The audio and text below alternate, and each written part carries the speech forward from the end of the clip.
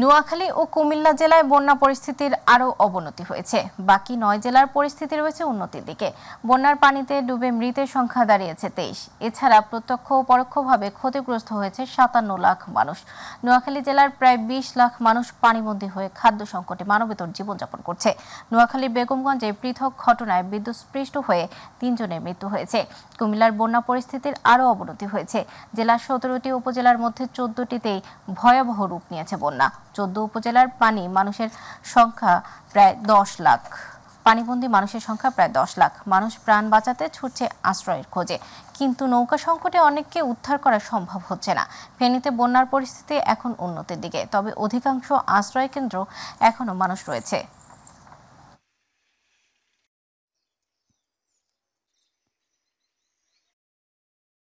দর্শক, এই মুহূর্তে কুমিল্লা থেকে বন্যা পরিস্থিতির খবর জানাতে যুক্ত হচ্ছেন প্রতিনিধি আবু মুসা। ধন্যবাদ আপনাকে। আমরা আছি এই মুহূর্তে কুমিল্লার বুড়িচং এবং ব্রাহ্মণপাড়া উপজেলার একটি স্থানে একটি ভোটের মধ্যে আসলে আমরা একটি মেডিকেল টিমের সাথে যাচ্ছি। কুমিল্লায় কিন্তু আজ পর্যন্ত 14টি উপজেলা প্লাবিত হয়েছে। এর মধ্যে থেকে ভয়ানক অবস্থায় রয়েছে 8টি, সবচাইতে বেশি ঝুঁকিপূর্ণ অবস্থায় রয়েছে 4টি যেই উপজেলা। এই উপজেলাগুলোর মধ্যে আমরা যাচ্ছি। আমরা একটি মেডিকেল টিমের সাথে যাচ্ছি, যে মেডিকেল টিমটি মূলত ঢাকা মেডিকেল থেকে এসছেন এবং কুমিল্লা বন্ধু ফোরামের সহযোগিতায় এই মেডিকেল টিমটি দুর্গম এলাকায় কাজ করতে যাচ্ছেন। তো আমরা একটু কথা বলতে চাই এই মেডিকেল টিমটির যিনি নেতৃত্ব দিচ্ছেন, কুমিল্লা প্রেস ক্লাবের সাবেক সভাপতি মাসুক আলতাফ চৌধুরী। আমি আপনার কাছ থেকে একটু জানতে চাই, আপনারা আসলে কোন দিকে যাচ্ছেন আজকে মূলত কাজ করতে? আজকে মূলত ঢাকা মেডিকেল কলেজের শিক্ষার্থীদের উদ্যোগে এবং বিশেষজ্ঞ চিকিৎসকদের সমন্বয়ে তারা উদ্যোগ নিয়ে এসছেন এবং একই সঙ্গে তারা ওষুধ বিতরণ করবেন। আমরা যাব হচ্ছে লরিবাগ উচ্চ বিদ্যালয়, যেটি একেবারে বুড়িচাঙের শেষ প্রান্ত। এ পর্যন্ত সেখানে ত্রাণও পৌঁছেনি, আমরা শুনেছি গত 7 দিনে সেখানে চিকিৎসা সেবাও পৌঁছেনি, এবং সেটি রাজাপুর ইউনিয়নে। এবং সেই উদ্যোগে সহায়তা করছে আমাদেরকে বন্ধু ফোরাম কুমিল্লা এবং কুমিল্লা জিলা স্কুল 88 ব্যাচ। ধন্যবাদ। আসলে শুনছিলেন এখানে কুমিল্লার যারা চিকিৎসা সেবাটি নিয়ে যাচ্ছেন, এই যেই জায়গাটিতে যাচ্ছেন এখন পর্যন্ত আসলে গেল 7 দিনে ওই অঞ্চলটিতে চিকিৎসা সেবা পৌঁছায়নি। এখানে বেশ কিছু মানুষজন পানিবন্দী অবস্থায় রয়েছেন এবং চিকিৎসা সেবা খুব জরুরি হয়ে পড়েছে বিধায় তারা জানতে পেরে ওই জায়গাটিতে যাচ্ছেন। দর্শক, জানিয়ে রাখি কুমিল্লায় কিন্তু এখন পর্যন্ত 10.5 লাখ মানুষ পানিবন্দী অবস্থায় রয়েছে এবং জেলা প্রশাসনের পক্ষ থেকে নগদ 33 লক্ষ টাকা এবং 600 মেট্রিক টন খাবার বিতরণ করা হয়েছে পর্যায়ক্রমে। কিন্তু এখনও কিছু কিছু জায়গা থেকে আমরা যতদূর শুনছি এখানে মানুষজনকে বাড়ি থেকে উদ্ধার করা হচ্ছে এবং যদিও কুমিল্লা নদীতে পানির পরিমাণ কিছুটা কমেছে, তবে দুর্গম এলাকায় কিন্তু এখনও অনেকাংশে পানি বাড়ছে এবং কিছু কিছু জায়গায় নতুন করেও কিন্তু আজকে প্লাবিত হতে আমরা শুনেছি। তো এই ছিল কুমিল্লা থেকে বন্যা কবলিত এলাকা থেকে সর্বশেষ অবস্থা। মুসা, আপনাকে ধন্যবাদ। ঢাকা বিশ্ববিদ্যালয়ের টিএসসি সহ ক্যাম্পাসের কয়েকটি স্থানে আজও চলছে বন্যার্তদের জন্য গণত্রাণ সংগ্রহ কার্যক্রম। সকাল 8টা থেকে ঢাবি সহ রাজধানীর বিভিন্ন শিক্ষা প্রতিষ্ঠানের শিক্ষার্থীরা বৈষম্য বিরোধী ছাত্র আন্দোলনের ব্যানারে ত্রাণ সংগ্রহ করছে। টিএসসিতে নগদ অর্থ ও ওষুধ সংগ্রহ এবং জিমনেশিয়াম ও ডাকসুতে অন্য ত্রাণ সংগ্রহ করা হচ্ছে। এছাড়াও ক্যাম্পাসের এলাকায় ঢাবির বিভিন্ন বিভাগের ব্যানারে বুথ বসিয়ে ত্রাণ সংগ্রহ করছেন শিক্ষার্থীরা।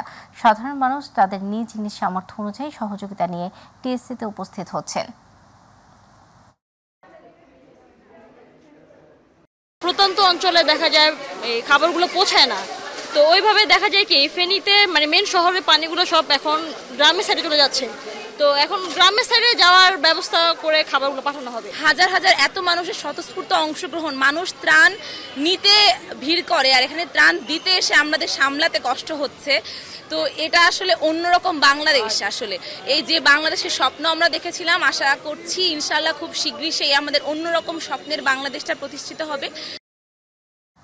দর্শক, এই মুহূর্তে টিএসসিতে আছেন সহকর্মী আবু সাইদ অপু, আমরা যুক্ত হচ্ছি তার সাথে। অপু, শিক্ষার্থীদের গণত্রাণ সংগ্রহ কর্মসূচির আজকের কেমন পরিস্থিতি দেখছেন জানাবেন।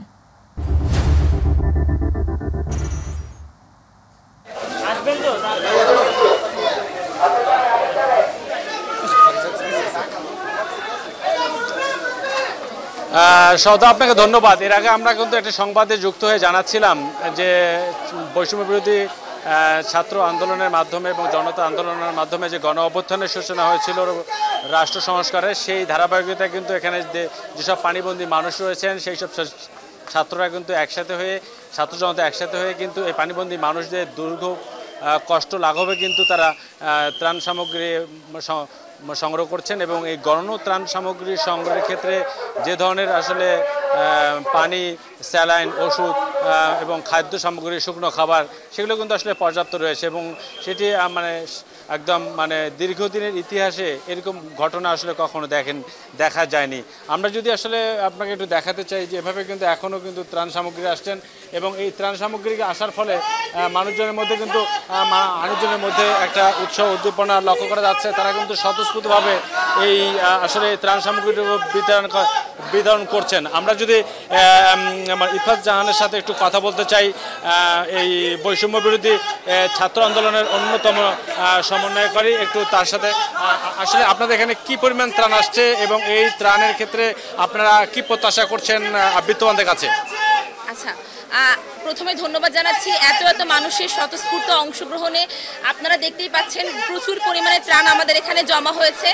সো আমি আসলে মাই টিভির মাধ্যমে সারা বাংলাদেশের সকলকে অন্তরস্থল থেকে অসংখ্য ধন্যবাদ জানাচ্ছি। আপনারা আমাদের বৈষম্য ছাত্র আন্দোলনের গণত্রাণ কর্মসূচিকে সফল থেকে সফলতম করে তুলেছেন, তার জন্য অসংখ্য ধন্যবাদ। আর এখনও যারা ঘরে বসে আছেন তাদেরকে উদাত্ত আহ্বান জানাচ্ছি, আপনারা চলে আসুন, এসে যার যার সামর্থ্য আছে সেই অনুযায়ী আপনারা যেভাবে পারেন আমাদের পাশে দাঁড়ান এবং ইনশাআল্লাহ আমরা সকলে মিলে আমাদের স্বপ্নের সোনার বাংলাদেশ গড়ে তুলবো ইনশাআল্লাহ। মানে আমরা দেখেছি যে মানে কাপড়ের সংকট অনেকটা বেশি, সেক্ষেত্রে একটু আগে কিন্তু কেন্দ্রীয় প্রধান সমন্বয়ক যে সার্জিস আলম কিন্তু আমাদের গণমাধ্যম কমিটির সাথে কথা বলেছেন, তখন কিন্তু তিনি যে বার্তাটা দিয়েছেন যে আপনার কাপড়ের চেয়ে যারা বিত্তবান আছেন তারা যেন ত্রাণ সামগ্রীটা দেয়। তো সেক্ষেত্রে আসলে আপনাদের এই বৈষম্য বিরোধী ছাত্র আন্দোলন কেন্দ্রীয় কমিটির পক্ষ থেকে কী বলবেন? আচ্ছা, আমাদের আসলে হিউজ পরিমাণ পুরাতন কাপড়ের স্টোরেজ আছে, এটা আমাদের আর লাগছে না এবং সার্জিস ভাই অলরেডি বলে দিয়েছে আমাদের কি কি লাগবে। তো আমি সবাইকে আহ্বান জানাচ্ছি আপনারা প্লিজ ওই প্রোডাক্টগুলো আমাদের দেওয়ার চেষ্টা করবেন যাতে আমাদের ভলেন্টিয়াররা সুষ্ঠুভাবে কাজ সম্পাদন করতে পারে এবং এই কর্মসূচি সফল থেকে সফলতম হোক এবং আপনারা সবাই পাশে থাকবেন, সহযোগিতা করবেন এবং যারা ত্রাণ দিতে আসবেন তারা দয়া করে বিশৃঙ্খলা করবেন না, এসে ফটো সেশন, ভিডিওস, রিলস বানানো, টিকটক এগুলো থেকে আমরা সবাই বিরত থাকি। আমরা মানবিক দৃষ্টিকোণ থেকে আমরা যে উদ্দেশ্যে এখানে আসছি সেটা করে আমরা ইনশাআল্লাহ আমাদেরকে সহযোগিতা করবেন। সবাইকে অসংখ্য ধন্যবাদ। সদা আপনি শুনছিলেন একজন কেন্দ্রীয় সমন্বয়ক ইফাত জাহান, তিনি কিন্তু আসলে জানাচ্ছিলেন যে তাদের প্রত্যাশা একটাই, যেন এই আগামীতে একটি সুন্দর বাংলাদেশ গড়ার ক্ষেত্রে যে ধরনের মানুষের স্বতঃস্ফূর্ত সমর্থন, সেই সমর্থন যেন অব্যাহত থাকে, সেই প্রত্যাশা কিন্তু ব্যক্ত করছেন তিনি। তো আসলে এটাই ছিল আমার কাছে টিএসসি থেকে সর্বশেষ খবর। সদা। অপু, আপনাকে ধন্যবাদ।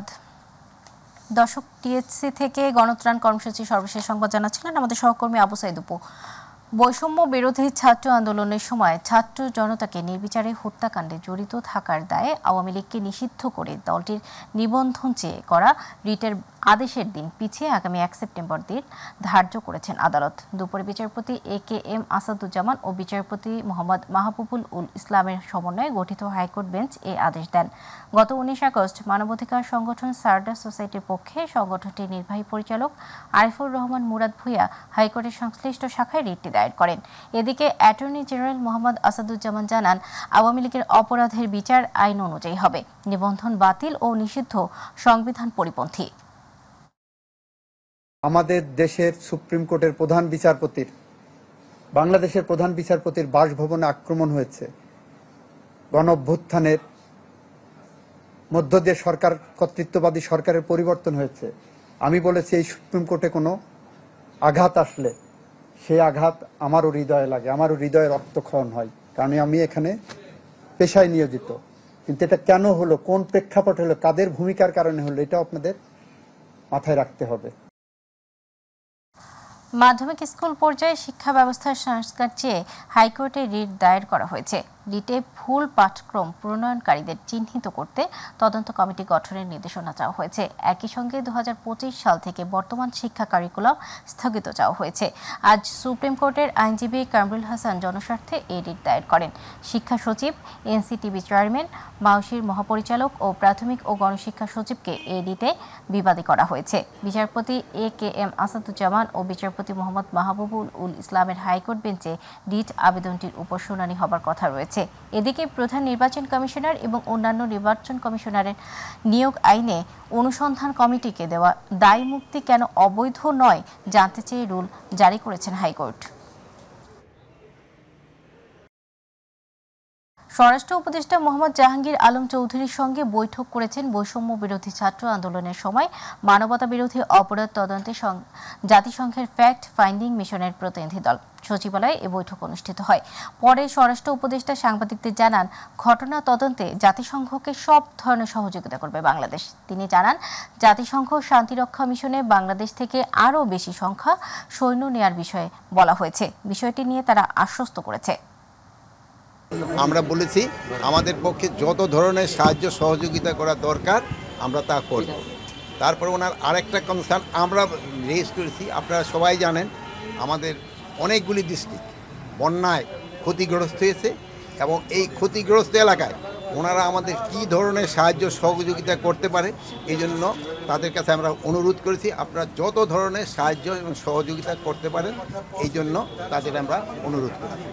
তারপরে আসছিলেন এই কি বলে মানবাধিকার কমিশন, তাদের এটা ছিল একটা সৌজন্য সাক্ষাৎ, এটা পিওর একটা সৌজন্য সাক্ষাৎ এবং আমরা তাদের অ্যাসিওর করছি যে কোনো ব্যাপারে যে কোনো ধরনের সাহায্য সহযোগিতা দরকার আমরা তাদের সাহায্য সহযোগিতা করব এবং তাদের আমরা আরেকটা রিকোয়েস্ট করছি যেন ইউএন মিশনে আমাদের আরও এখনও আমরা কিন্তু অনেক বেশি, তারপরও আমাদের বেশি করে পুলিশ আর্মি এবং অন্যান্য বাহিনীর সদস্যরা যেতে পারে তাদের কাছে আমরা রিকোয়েস্ট করছি এবং তারা বলছে যে বাংলাদেশে যারা ইউএনএ কাজ করতে চায় খুবই ভালো কাজ করতেছে, তারা এদের খুবই প্রেস করছে এবং বলছে ভবিষ্যতে এই বাংলাদেশে সবসময় যেন এক নম্বরেই থাকতে পারে এই ব্যবস্থা তারা করবে।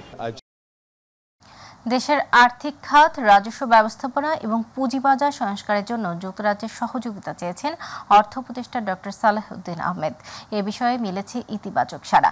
সকালে যুক্তরাজ্যের হাই কমিশনার সারাহ কুক অর্থ উপদেষ্টার সাথে সৌজন্য সাক্ষাৎ করেন।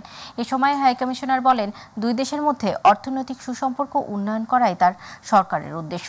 বৈঠক শেষে অর্থ উপদেষ্টা জানান, যুক্তরাজ্য বাংলাদেশে তার উন্নয়ন তৎপরতায় সহযোগিতা অব্যাহত রাখবে। সরকার বাণিজ্য বিকাশে সহায়ক ভূমিকা রাখবে বলেও জানান অর্থ উপদেষ্টা। Importantly, is not the G2G, government to government, private sector investment is very, very important. এবং ব্রিটেনের আপনারা জানেন ট্রাস্টে তার বড় বড় business house they have invested here. আর আমরা বলেছি আমাদের বাণিজ্য যেমন garment they have got good market in Europe and UK and we have told them যে আরো ডাইভার্সিফাই যদি করে তাদের মার্কেট এক্সপোর্ট করে, কিন্তু এটার জন্য দরকার শর্ত হলো বিজনেস এনভায়রনমেন্ট।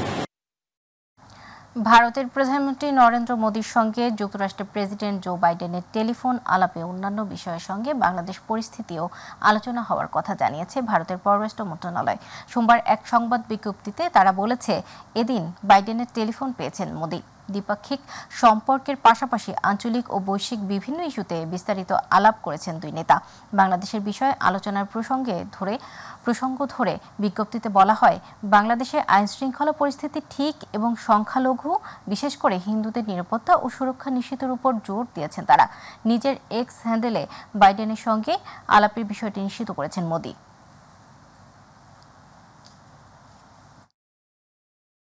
সচিবালয়ে আনসারদের সঙ্গে সংঘর্ষের মধ্যে আহত বৈষম্য বিরোধী ছাত্র আন্দোলনের অন্যতম সমন্বয়ক হাসনাত আবদুল্লাহকে ঢাকা মেডিকেল কলেজ হাসপাতাল থেকে সম্মিলিত সামরিক হাসপাতালে নেওয়া হয়েছে। সোমবার দুপুরে তাকে সিএমএইচে পাঠানোর কথা জানান ঢাকা মেডিকেল হাসপাতালের পরিচালক ব্রিগেডিয়ার জেনারেল মোহাম্মদ আসাদুজ্জামান। তিনি বলেন, হাসনাতের মাথায় আঘাত ছিল, তবে এখন তিনি বিপদমুক্ত, শারীরিক অবস্থার উন্নতি হয়েছে। অতিরিক্ত মানুষের ভিড় এড়াতে হাসনাত আবদুল্লাহকে স্থানান্তর করা হয়েছে। আরও 48 ঘণ্টা তাকে পর্যবেক্ষণে রাখতে হবে।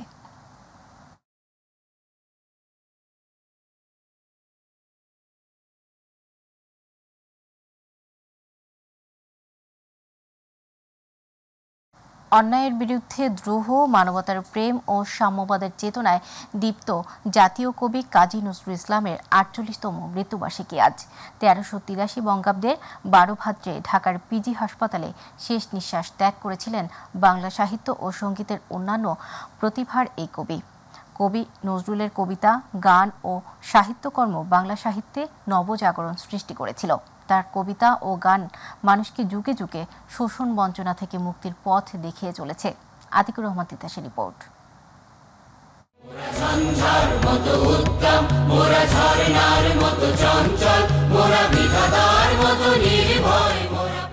1306 বঙ্গাব্দের 11 জ্যৈষ্ঠ পশ্চিমবঙ্গের বর্ধমান জেলার চুরুলিয়া গ্রামে কাজী নজরুল ইসলামের জন্ম। ডাকনাম ছিল দুঃখু মিয়া। শৈশব থেকেই কঠিন দারিদ্র্য মোকাবিলা করে বড় হয়েছিলেন তিনি। কবি নজরুল সৃষ্টিশীল ছিলেন মাত্র 23 বছর। নজরুলের এই 23 বছরের সাহিত্য কর্মের সৃষ্টিকর্ম বাংলা ভাষা ও সাহিত্যের অমূল্য সম্পদ। কবি নজরুলের কবিতা, গান ও সাহিত্যকর্ম বাংলা সাহিত্যে নবজাগরণ সৃষ্টি করেছিল। তার কবিতা ও গান মানুষকে যুগে যুগে শোষণ বঞ্চনা থেকে মুক্তির পথ দেখিয়ে চলেছে। অপরদিকে তিনি ছিলেন চিরপ্রেমের কবি। তিনি নিজেই বলেছেন, মম এক হাতে বাঁকা বাঁশের বাঁশরি, আর হাতে রণতুর্য। বাংলাদেশের স্বাধীনতার পর 1972 সালের 24 মে ভারত সরকারের অনুমতি নিয়ে কবি নজরুলকে সপরিবারে বাংলাদেশে আনা হয়। তাকে দেয়া হয় জাতীয় কবির মর্যাদা। রাষ্ট্রীয় মর্যাদায় বসবাসের ব্যবস্থা করে ধানমন্ডিতে কবিকে একটি বাড়িও তৈরি করে দেয়া হয়। ঢাকা বিশ্ববিদ্যালয় 1974 সালে কবিকে সম্মানসূচক ডিলিট উপাধিতে ভূষিত করে। 1976 সালে বাংলাদেশ সরকার কবিকে বাংলাদেশের নাগরিকত্ব দেয়। একই বছরে 21 ফেব্রুয়ারি 21 পদকে ভূষিত করা হয় কবিকে।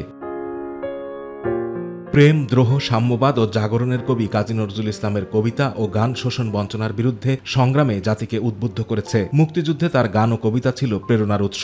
নজরুলের কবিতা, গান ও সাহিত্যকর্ম বাংলা সাহিত্যে নবজাগরণ সৃষ্টি করেছিল। তিনি ছিলেন অসাম্প্রদায়িক চেতনার পথিকৃৎ। তার লেখনী জাতীয় জীবনে অসাম্প্রদায়িক চেতনার বিকাশে ব্যাপক ভূমিকা পালন করে। তার কবিতা ও গান মানুষকে যুগে যুগে শোষণ বঞ্চনা থেকে মুক্তির পথ দেখিয়ে চলেছে।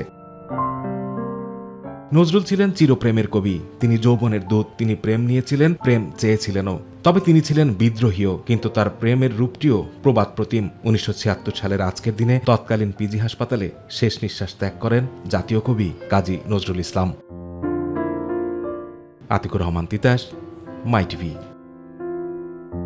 বন্যার কারণে 4 দিন পর ঢাকা চট্টগ্রাম রুটে শুরু হয়েছে ট্রেন চলাচল। সোমবার রাত 11:30টায় চট্টগ্রাম স্টেশন থেকে ঢাকার উদ্দেশ্যে ছেড়ে আসে আন্তঃনগর ট্রেন তুনা এক্সপ্রেস। এরপর রাতে 11:15টায় চট্টগ্রাম ছেড়ে যায় ঢাকাগামী চট্টগ্রাম মেল। কর্তৃপক্ষ জানায়, আজ থেকে নির্ধারিত সময়সূচি অনুযায়ী সবকটি ট্রেন চলবে। বন্যায় ফেনী থেকে ফাজিলপুর পর্যন্ত অংশে 2টি রেল লাইনই ক্ষতিগ্রস্ত হয়েছে। এবারের বন্যায় রেল সেতুর উপর পর্যন্ত পানি উঠেছিল। এই অবস্থায় ট্রেন চললে যাত্রীদের বিপদের পাশাপাশি রেল সম্পদেরও ক্ষতি হওয়ার শঙ্কায় বন্ধ রাখা হয়েছিল ঢাকা চট্টগ্রাম রেল চলাচল।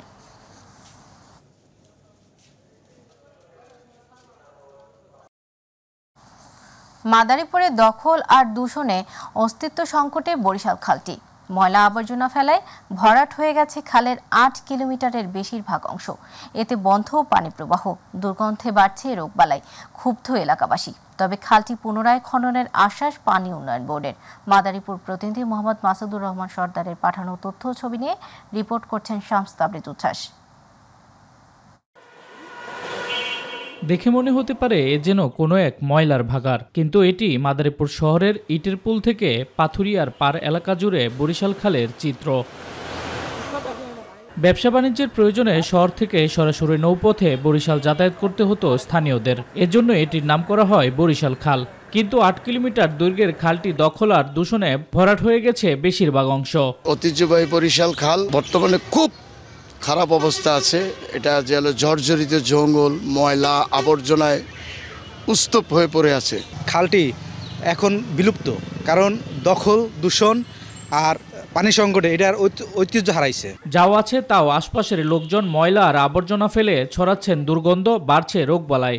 কোথাও আবার বেড়িবাঁধ দিয়েও খালটির মুখ আটকে দেওয়া হয়েছে। এমন অবস্থায় চাষাবাদে দেখা দিয়েছে পানি সংকট। ময়লা পানি জমে দুর্গন্ধ হয়েছে এবং এর পাশ দিয়ে মানুষ হাঁটাচলা করতে পারে না, আপ ডাউন করতে হবে। এই নদী আর ওই নদী, তাহলে আমাদের এই খালটা সুন্দর হয়ে যাবে। খালটা যদি দ্রুত গতিতে যদি এটা খনন হয় তাহলে মানুষ ব্যবহার করতে পারবে। খালটির মালিকানা জেলা পরিষদের হলেও এ ব্যাপারে কথা বলতে রাজি নন কর্মকর্তারা। আর পানি উন্নয়ন বোর্ডের নির্বাহী প্রকৌশলী জানান, জেলা পরিষদ থেকে খননের চিঠি পেলেই নেওয়া হবে উদ্যোগ। খালটা তো বর্তমানে বিভিন্ন জায়গায় হচ্ছে দখল হয়ে গেছে, আর তাছাড়া খালটা হচ্ছে খুব ন্যারো হয়ে গেছে শুরুর দিকে।